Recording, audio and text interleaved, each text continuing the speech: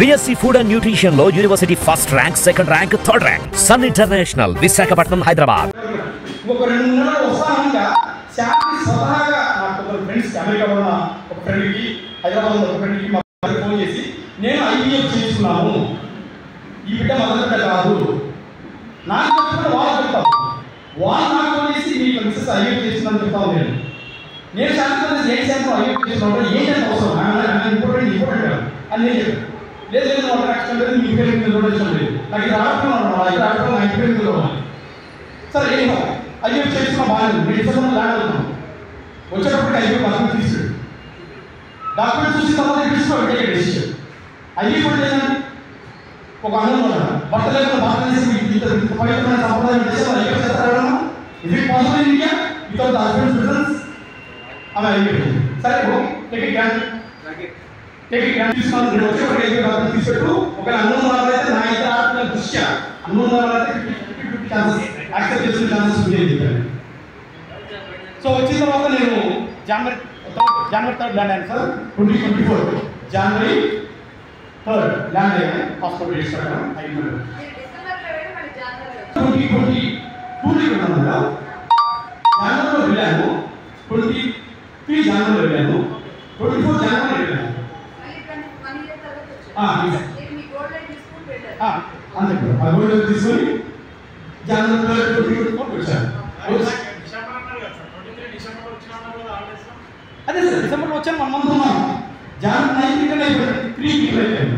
మీరు కావాలి passport date తీసుకోండి, పాస్పోర్ట్ డేట్ తీసుకోండి. రిటర్న్ అయిపోయాను. 2024 జనవరి వచ్చేసారు. వీక్ కట్ట కొత్త తెచ్చే భాషలో చెప్తాను.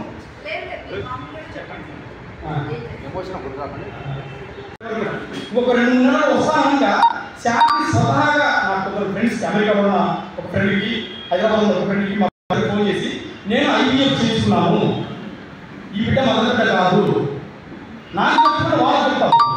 వాళ్ళు నాకు ఫోన్ చేసి మీకు మిస్సెస్ IVF చేస్తున్నాను చెప్తాను. నేను శాంతి ఏ శాంతి IVF చేస్తున్నాను ఏంటంటే అవసరం ఇంపార్టెంట్ అని నేను చెప్పాను. లేదు నాకు కష్టం లేదు, మీ పేరు మీద ఇష్టం లేదు, నాకు ఇది ఆడుతున్నాను, నా ఇంటి పేరు మీద సరే ఏమో IVF చేస్తున్నా బాగాలేదు. నేను డిసెంబర్లో ల్యాండ్ అవుతున్నాను. వచ్చేటప్పటికి IVF డాక్యుమెంట్ తీసుకున్నాడు. డాక్యుమెంట్ చూసిన తర్వాత తీసుకోవాలి డెసిషన్.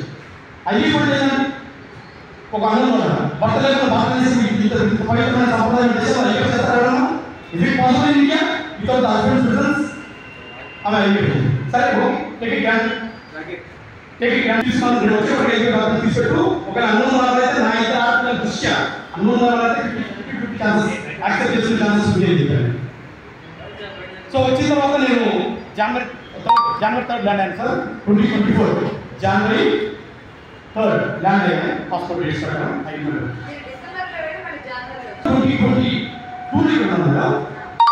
జనవరిలో వెళ్ళాను, 23 జనవరిలో వెళ్ళాను, 24 జనవరిలో వెళ్ళాను.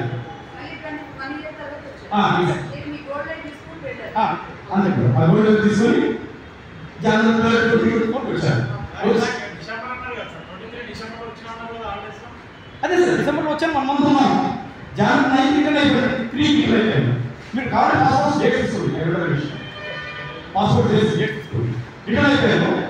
2024 జనవరి వచ్చేసారు. వీక్ కట్ట కొత్త తెచ్చే భాషలో చెప్తాను.